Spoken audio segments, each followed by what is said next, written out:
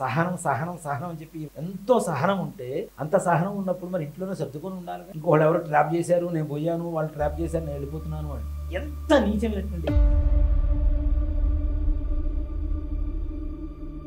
ఆవిడ క్యారెక్టర్ ఏంటని ఒక్క మాటలో చెప్తా. ఆవిడ వెళ్ళిపోయింది కదా, ఎప్పుడైతే ఇంట్లో బిడ్డల్ని వదిలేసి వెళ్ళిపోయిందో ఆవిడ ఆడది కాదు, తల్లి అంతకంటే కాదు, మహాతల్లి అని చెప్పుకోవడానికి కూడా సిగ్గుచాడని చెప్పి.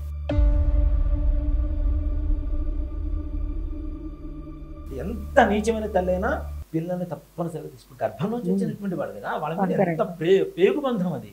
ఆ పేగు బంధానికి ఎంత విలువిస్తారు ఆడవాళ్ళు.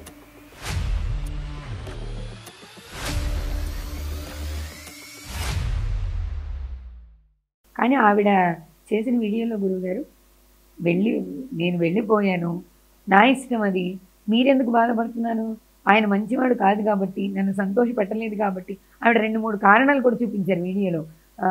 ఫ్రిడ్జ్ కొనమంటే కొనలేదు, తలనొప్పి వస్తే ట్యాబ్లెట్ తెచ్చిపెట్టడం, నీకే స్కూటర్ ఉంది కదా, నువ్వే స్కూటర్ వేసుకొని వెళ్ళి తెచ్చుకోవచ్చు కదా, నాకు స్కూటర్ నడపడం రాదన్నాడు. ఇలాంటి వాళ్ళతో ఏ స్త్రీ కాపురం చేస్తుందని ఆవిడ ప్రశ్నిస్తున్నారు. ఫ్రిడ్జ్ కొనకపోతే ఇంట్లోంచి వెళ్ళిపోతుందా, ట్యాబ్లెట్ కొనకపోతే ఇంట్లోంచి వెళ్ళిపోతుందా, బండి మరి ఆయనకి రాదు అని చెప్తున్నారు. ఆయన క్లియర్గా చెప్తున్నప్పుడు నువ్వు బండి వేసుకొని తెచ్చుకోమని చెప్పారు.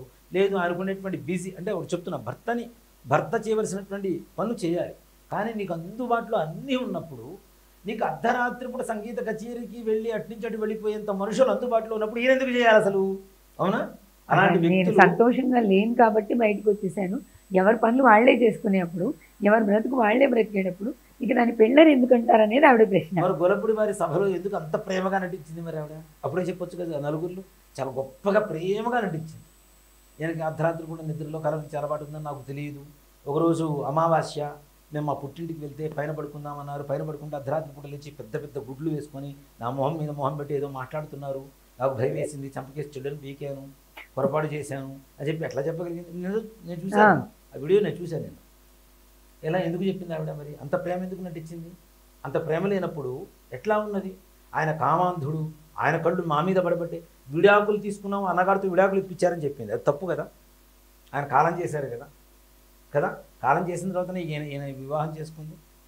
అసలు నిజంగా మాట చెప్పాలి అంటే, 2 పిల్లలు పుట్టినటువంటి తల్లి, అన్నగారి భార్య, ఈయన గారి తల్లి ఎంత గొప్పగా ఒప్పిస్తే ఆయన భార్య వివాహం చేసుకున్నారు.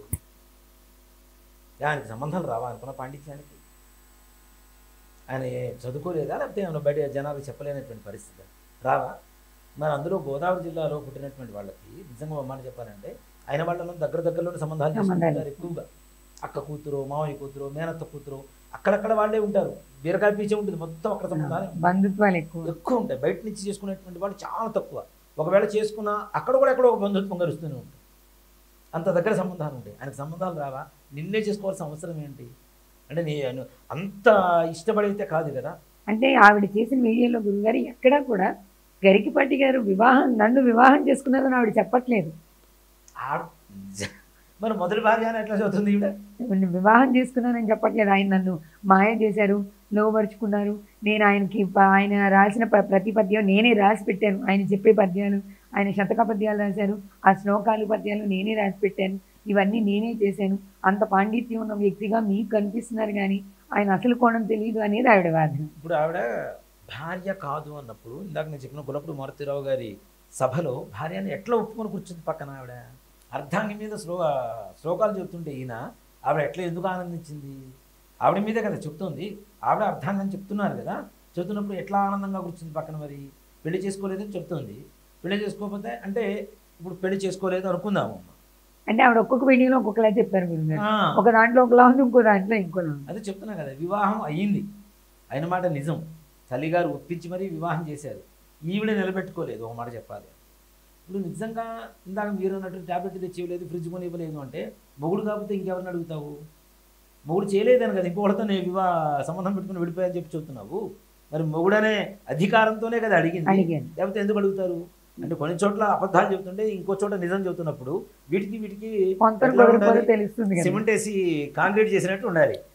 అలా లేకుండా ఏదో ఇష్టం వచ్చినాడు ఒక్కో చోట ఒక్కో మాట చెప్తాను, ఇంకో చోట ఇంకో మాట చెప్తాను, నా ఇష్టకు నోటికి వచ్చింది మాట చెప్తాను అంటే అది కరెక్ట్ కాదు కదా. దానివల్ల ఏమవుతుంది? ఇబ్బంది పడేది ఎవరు అంటే ఆమె. ఒక మాట చెప్పానంటే, ఇప్పుడు సంఘంలో ఆమె ప్రతి పురుషుడు ఏ రకమైనటువంటి దృష్టితో చూస్తాడో ఒకసారి ఆలోచించుకోమని చెప్పాను. ఆ వయసున్న వాళ్ళు, ఆవిడ కంటే పెద్దవాళ్ళు, ఆవిడ ఏ రకమైనటువంటి దృష్టితో చూస్తారు ఆవిడని? పిల్లలు ఇంట్లో ఉండగా మరిదిని పెళ్లి చేసుకున్న తర్వాత కూడా అర్ధరాత్రి కూడా ఇంకో వ్యక్తితో వెళ్ళిపోయింది అని చెప్పి ఆవిడ చెప్పుకుంటోంది. బయట జనాలు ఎవరైతే ఉన్నారో దానికి సాక్ష్యాలు విన్నవాళ్ళు, దగ్గర ఉండేవాళ్ళు, వాళ్ళందరూ వీడియోలో చెప్తూ ఉన్నారు. ఇవాళ రోజున మీ పరిస్థితి అంటే మిమ్మల్ని ఏ రకంగా ప్రతి పురుషుడు గుచ్చి చూస్తాడనేది ఒకసారి ఆలోచించుకోవద్దా? బయటకు వచ్చే ముందు మనం చేసిన తప్పేంటో మనకు తెలుసున్నప్పుడు మనం దాన్ని కవర్ చేసుకునేలా ఉండకూడదు కదా. నిజం ఎప్పటికైనా నిగ్గు తేలాల్సింది, గ్యారెంటీ నిగ్గు తేలుతుంది, నిజం నిప్పులు అనేది కాలుతుంది. అంటే ఆవిడ వాదన ఏంటంటే గురువుగారు, హిందూ ధర్మం గురించి రకరకాలుగా చెప్తున్నారు, వివాహ వ్యవస్థ గురించి గొప్పగా చెప్తారు, ఈయనకే వివాహ వ్యవస్థ గురించి సరైన అవగాహన లేదు, అలా ఉండుంటే అన్న భార్యని ఎలా నేను అంగీకరిస్తారు? ఇక ఆలుమగల గురించి చెప్పడానికి ఏ ప్రవచనాలు అయితే ప్రపంచాన్ని మారుస్తాయని చెప్తున్నామో ఆ ప్రవచనాలు చెప్పడానికి గరికపాటి వారికి అర్హత లేదనేది ఈవిడ వాదన. ఇప్పుడు ఈవిడ అంగీకరించకుండా పెళ్లి చేసుకున్నారా? ఆయన అంగీకరించకుండా పెళ్లి చేసుకున్నారా? చేసుకోలేదుగా. మరి చేసుకున్న తర్వాత ఇద్దరు అన్యోన్యంగా ఉన్నారుగా. ఇప్పుడు వంక దొరకనమ్మ డొంక పట్టుకొని తిరిగిందని ఏదో ఇష్టం వచ్చినట్టు ఫ్రిడ్జ్ కొనలేదు, టాబ్లెట్ తెచ్చి ఇవ్వలేదు, బండి వేసుకుని నన్ను వేయడమన్నారు, అది చేశారు ఇది చేశారు. ఇంత మాత్రాన చిన్న విషయాలకే నువ్వు దూరమైనటువంటి నీతత్వం ఎలాంటిది? ఫస్ట్ నువ్వు చెబుతున్న సిల్లీ రీజన్స్ చెప్పినవన్నీ అలానే.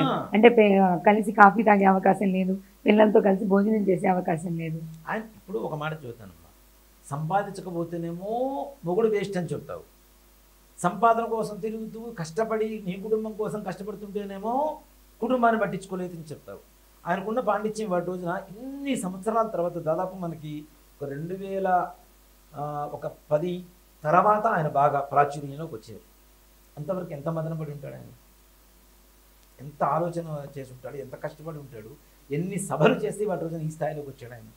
అవునా? ఆయన గర్వంగా చెప్పుకోవాలి అంటే ఆయన చూస్తుంటేనే ఒక రకమైనటువంటి అహంకారం మనకి వస్తుంది, ఈయన మనవాడు కదా. అవునా? ఆయన చూస్తుంటే మన ఇంట్లో సింహం ఉంటే మనం పెంచుకుంటూ ఉంటే, లేదంటే మన తండ్రి గొప్ప స్థాయిలో ఉంటే మనకి ఎంత ఆనందం వేస్తుంది, ఎంత గర్వంగా ఉంటుంది. మా నాన్నగారు ఎమ్మెల్యేరా, ఎంపీరా, సీఎం రా, పిఎం రా అని చెప్పుకుంటాం కదా. అంత చెప్పుకునేటువంటి స్థాయిలో ఆ గర్వం మనలో కూడా కలిగేసేంత గొప్పతనం ఆయన చూస్తుంటేనే కలుగుతుంటుంది, ఆయన మాట్లాడుతుంటే వింటుంటే కలుగుతుంటుంది. అలాంటి వ్యక్తిని పట్టుకొని ఇష్టం వచ్చినట్టు సిల్లీ రీజన్స్ బయటికి చెప్పి ఏ రీజన్స్ ఏవి దొరక్క, నిజంగా ఒక మాట చెప్పాలంటే మరి సహనం అని చెప్పి ఎంతో సహనం ఉంటే, అంత సహనం ఉన్నప్పుడు మరి ఇంట్లోనే సర్దుకొని ఉండాలిగా. ఇంకోళ్ళు ఎవరో ట్రాప్ చేశారు, నేను పోయాను, వాళ్ళు ట్రాప్ చేశారు, నేను వెళ్ళిపోతున్నాను అంటే ఎంత నీచమైనటువంటి. నిజంగా ఒక మాట చెప్తానమ్మా, ఆవిడ క్యారెక్టర్ ఏంటని ఒక్క మాటలో చెప్తా. ఆవిడ వెళ్ళిపోయింది కదా, వెళ్ళిపోయేటప్పుడు బిడ్డలను కూడా తీసుకొని పోయి ఉంటే వాటి రోజున మనం ఎవ్వరం నోరెత్తి మాట్లాడడానికి అవకాశం ఉండేది కాదు. ఎప్పుడైతే ఇంట్లో బిడ్డలను వదిలేసి వెళ్ళిపోయిందో ఆవిడ ఆడది కాదు, తల్లి అంతకంటే కాదు, మహాతల్లి అని చెప్పుకోవడానికి కూడా సిగ్గుచాడని చెప్పి ఒక్క మాటలో తెలిసిపోతుంది కదా. ఎంత నీచమైన తల్లి అయినా పిల్లల్ని తప్పనిసరిగా తీసుకుంటాం. భర్త మీద లేకపోయినా పిల్లల మీద ప్రేమ పోదు.